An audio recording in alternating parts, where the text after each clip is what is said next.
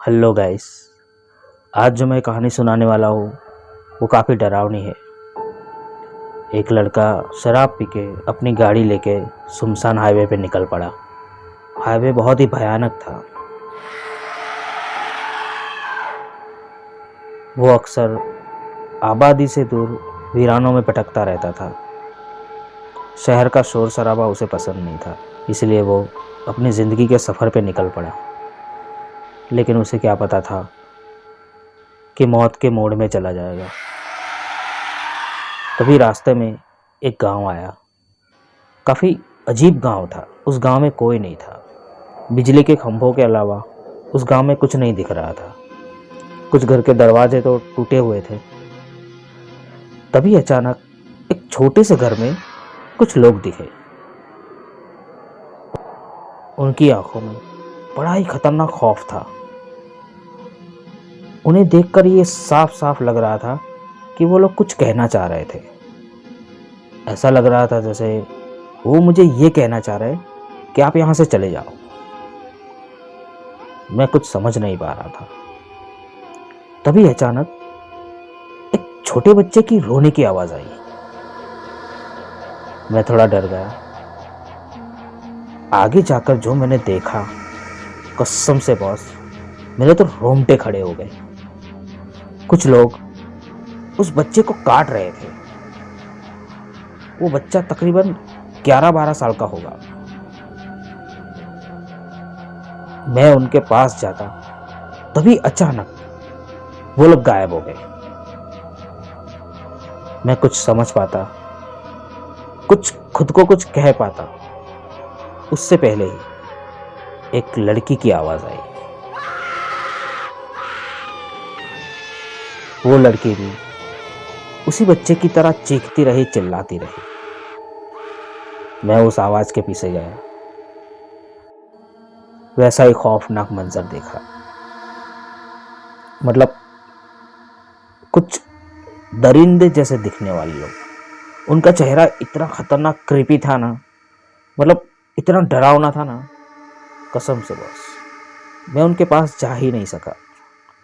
क्योंकि वो लोग उस लड़की के गुप्त अंग को काट रहे थे। मतलब मौत का ऐसा भयानक मंजर मैंने आज तक नहीं देखा। तभी वो लड़का कुछ समझ पाता, उससे पहले वो लोग भी गायब हो गए। फिर थोड़ी देर बाद वो लड़का हाईवे पे खड़ा रह गया। मतलब गांव का छोटा सा हाईवे होता है ना, छोटे छोटे गांव की गलियां होती है ना, वैसे वहां पे खड़ा रहा। तभी अचानक एक भयानक चुड़ैल उसकी ओर दौड़ती हुई आई, चीखती चिल्लाती हुई उसके सामने आई।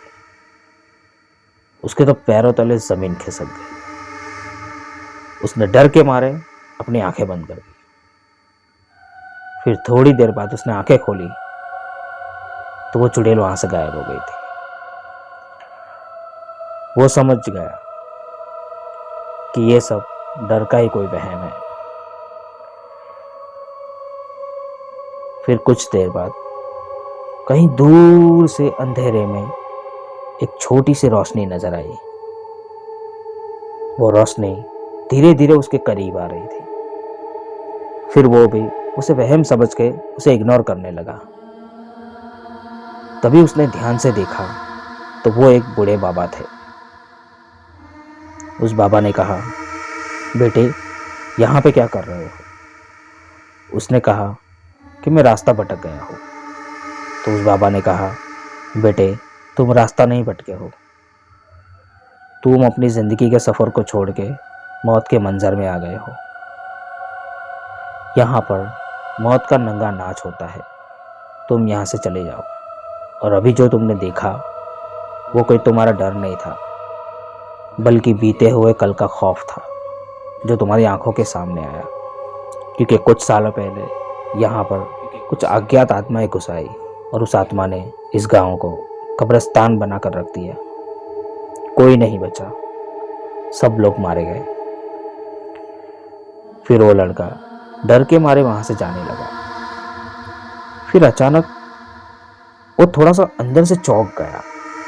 दिल में कुछ अजीब सी चुभन हुई।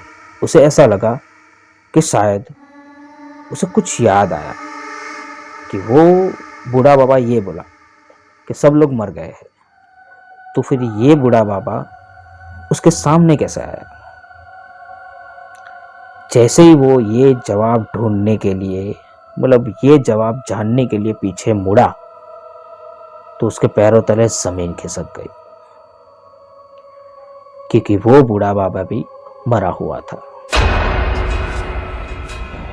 उसका आधा चेहरा जला हुआ था और उसका एक हाथ भी कट के उसी की बॉडी पे लटक रहा था और दूसरे हाथ पे जलती हुई लालटेन थी और उस पर भी खून टपक रहा था। वो लड़का बिना कुछ बोले, बिना कुछ सोचे समझे वहाँ से निकल गया और अपने घर पहुँच गया।